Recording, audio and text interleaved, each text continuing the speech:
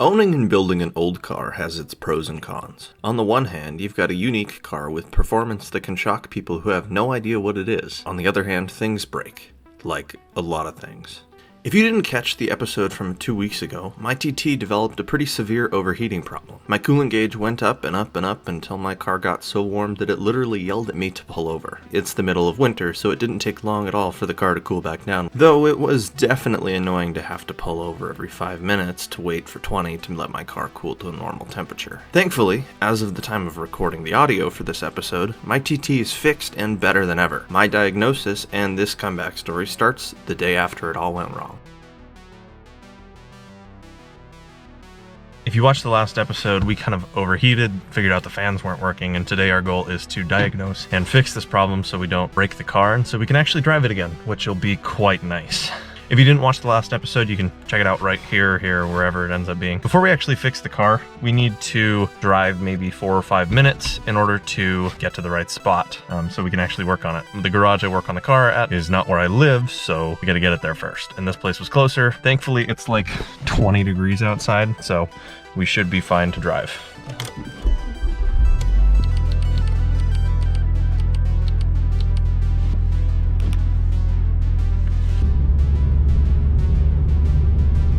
We just hit 40, 41, 42.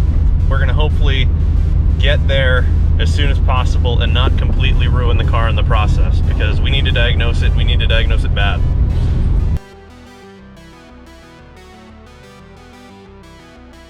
We just got where we need to go. Temperature's going down, but before we do that, I want to show you AC is on, temperature is high, and the fans are still not spinning. Oh man, coolant level seems good. It's not even that hot. That's not even that warm. Wow, that is weird.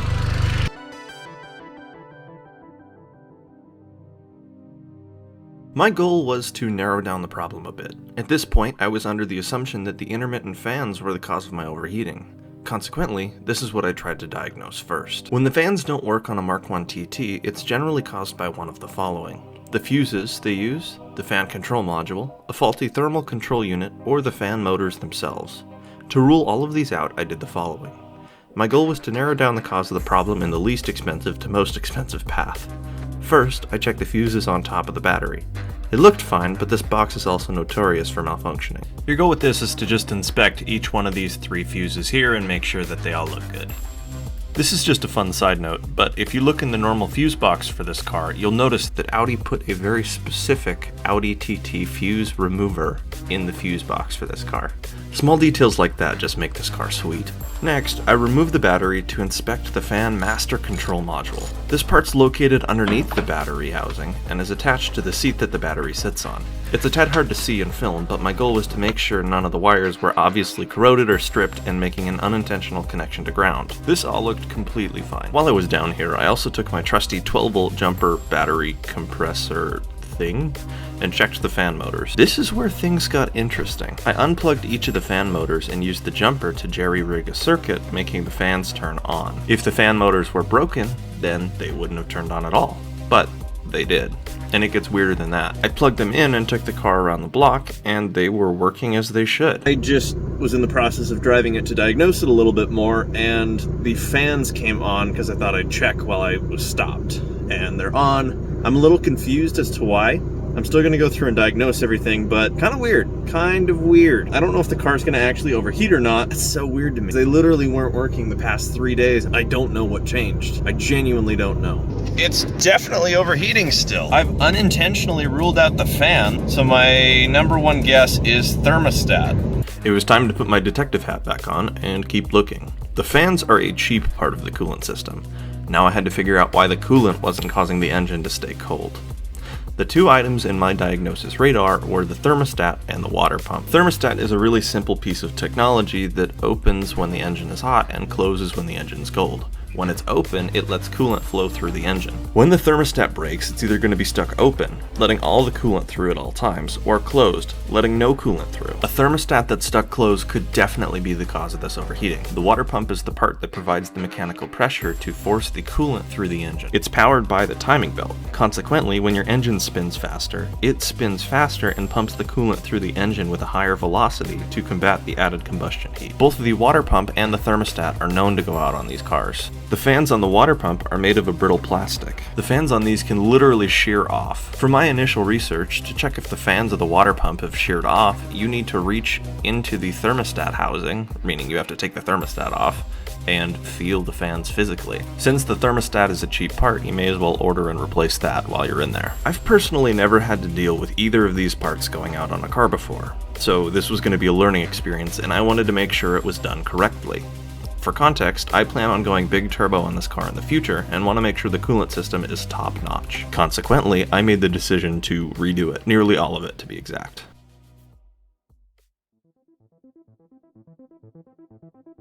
I started by ordering a new thermostat, because they are cheap and I have no idea when this one was last replaced. I also ordered an upgraded water pump since ECS had it on sale.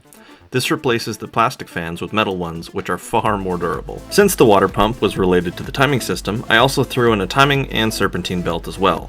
It's always a good idea to replace the timing belt on these when you replace the water pump, because they're related. This is the case so much so that they are generally sold as a kit. The timing belt I ordered was also made of an upgraded material, which will help it to not jump timing when I tax the engine with higher boost. Now, the coolant system on the TTs is not known for being the most durable. There are plastic flanges which commonly crack over time. Generally speaking, if you have a coolant leak, one of these is likely the culprit. Thankfully, ECS or Eurotuning sells an aluminum kit that replaces all of these. These ones both look and perform vastly better than the cheap plastic ones that come stock on the car.